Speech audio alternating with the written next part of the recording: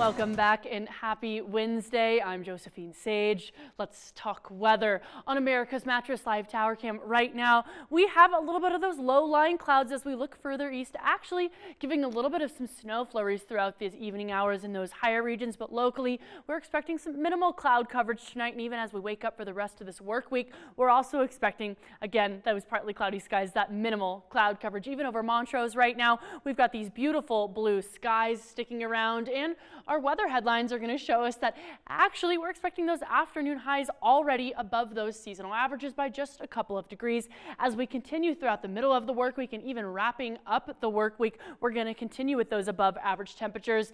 And again, like I mentioned, those scattered snow flurries are still expected tonight and into Thursday for those higher elevation areas. Slight chance for some rain locally, but overall we are staying quite pleasant.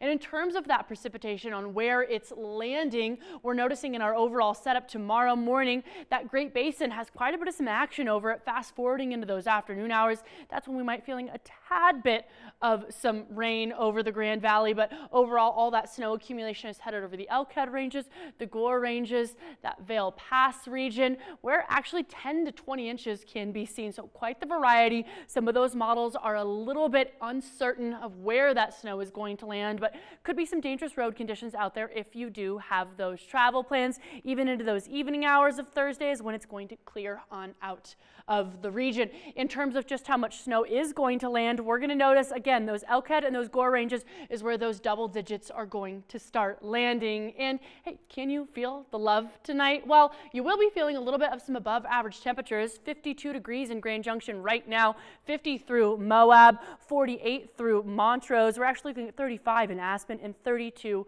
through Gunnison. And we're going to notice that actually as we get that sun to set in, well, just about an hour, we are noticing we're dropping down into those mid to low 40s for the Grand Valley. And we're noticing at 10 p.m. after it gets a little bit on that darker side of things after twilight, we are noticing down into those 30s at 39. But L is for lots of clear skies because we are noticing again that minimal cloud coverage throughout this evening.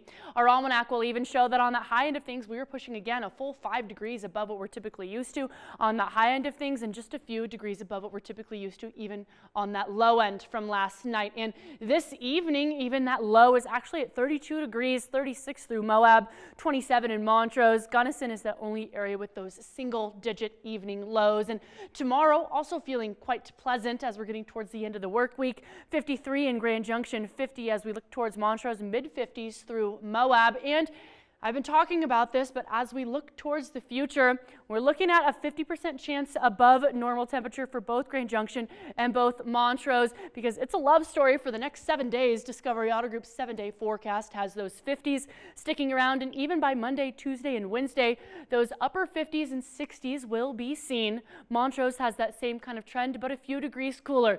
Slight chance for that moisture tomorrow, but overall, super pleasant skies, super pleasant temperatures ahead of us as we get through the middle of February and even wrap up the month.